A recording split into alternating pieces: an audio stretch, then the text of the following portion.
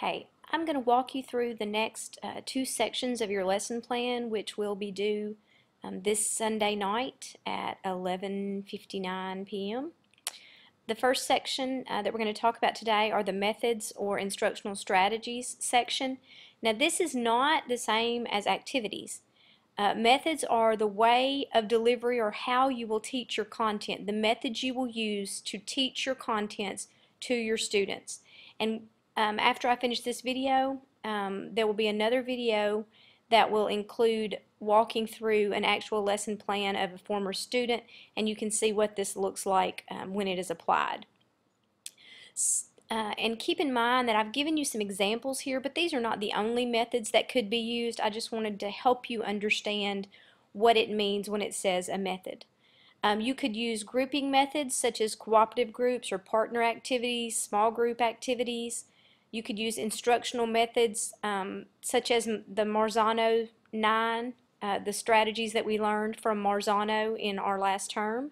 I would expect to see at least one of those 9 strategies incorporated into your lesson plan.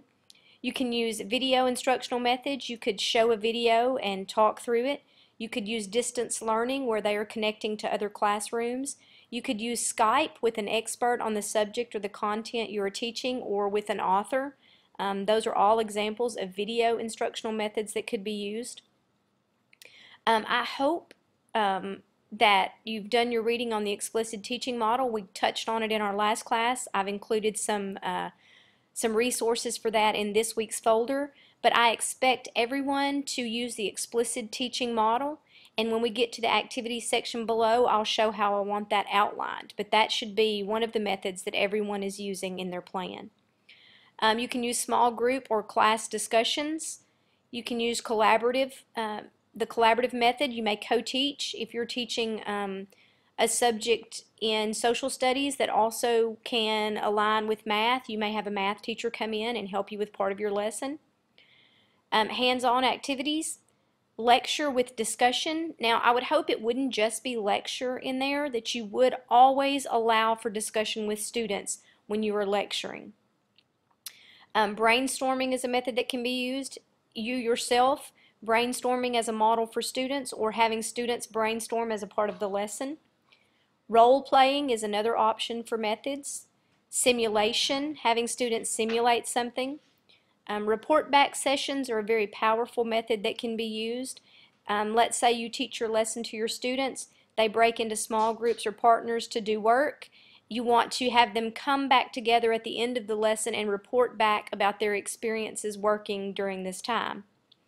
You can use demonstrations, or you can have a guest speaker that could come and speak to your class. Now again, these are just examples. This is not an exhaustive list. There may be other methods that you have read about or that you have used that will work. You can add those in this section. But keep in mind, these are just the way you're delivering your instruction, the method you're using while you deliver your instruction to help students grasp your concept. Okay, so now we're going to look at our activities section of our lesson plan. Now, this is what you would refer to as the meat of your lesson. This is where all of the actual teaching is taking place. I would like you to follow the 6-point format that you see before you right now. This goes right along with that explicit teaching model, with that gradual release of responsibility, with that scaffolding of students. The first part is the introduction and the modeling. How will you introduce the lesson to students? What will you do to model for students what you expect them to be able to do or know at the end of the lesson?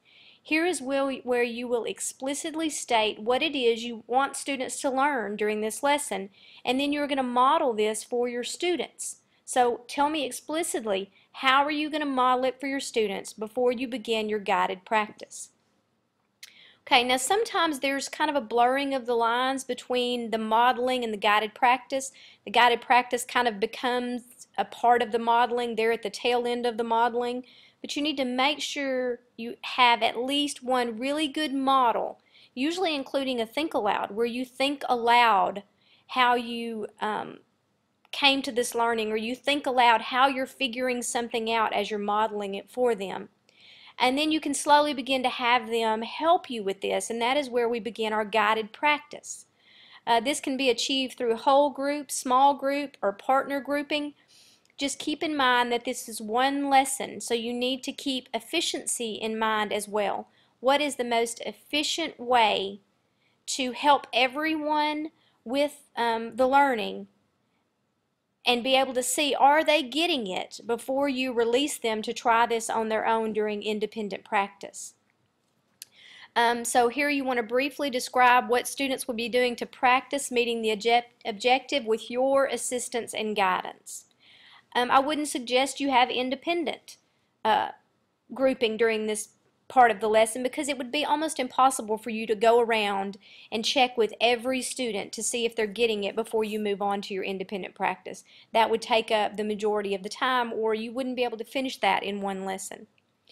So then we move into our independent practice. After you have told them what it is they're going to be learning in the introduction, you've modeled for them what you expect them to be able to do, you've provided them with some guided practice, you've helped them to practice this skill or learning. So then we're going to move into independent practice, where we want to see, can they do it on their own?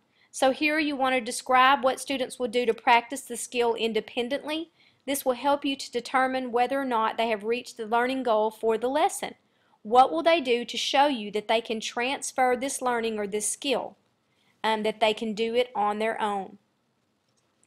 Okay, then you always want to have a closing for your lesson, and I find that when I observe student teachers, this is one place that there is almost always a weakness with student teachers in the beginning of their internship. You need to make sure that you always close the lesson, bring it back around, and have some input from students, have a closing and some sharing. It's just a great way to culminate the learning and to clarify any questions or misunderstandings or misconceptions. This is another really good reason that we want to have lesson plans. I know on the discussion board several of you mentioned that, if you've been teaching, you don't really write out plans like this, or if you've been a substitute, they didn't write out plans like this. And you're right. Most schools do not require that you write out a huge plan like this one for every lesson that you do. But here's the thing. The more you write out lessons like this in the beginning of your career, the more you internalize all of these very important elements. And so they really become second nature. And you no longer have to write out every little tiny part of this. But when you do this in the beginning, it really helps you to understand and internalize these components. And then you don't really have to think about some of these pieces. It's so easy to put them into a lesson without scribing that and writing it all out. But when you make a plan and you have some guidelines for your timing, then you're less likely to leave out important pieces like the closing and the sharing of a lesson. Okay, so back to the closing. How will you briefly wrap up the lesson with the whole group? You can summarize the learning, you can remind the students what you have taught them in the lesson, and you can have students share what they have learned. It doesn't have to be individual students. It can't always be everyone sharing because you just don't have enough time. But you can choose several students to share, and especially if during guided practice and your observations during the independent practice, if you saw students doing a really excellent job with the skill, then choose those students to share out for the group as a really good example. Okay, and the last thing I want to see here is what type of formative assessment have you used in your lesson? Describe what you will have students do so that you will know that they have or have not mastered the objective for this lesson.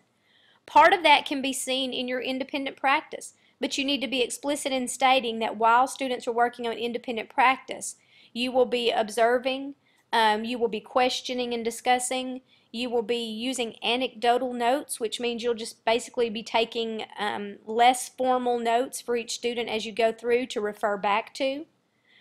So you need to let me know what formative assessments are you using that will help to inform your instruction and will help you to know whether or not the students have met the objective or the learning goal for this particular lesson.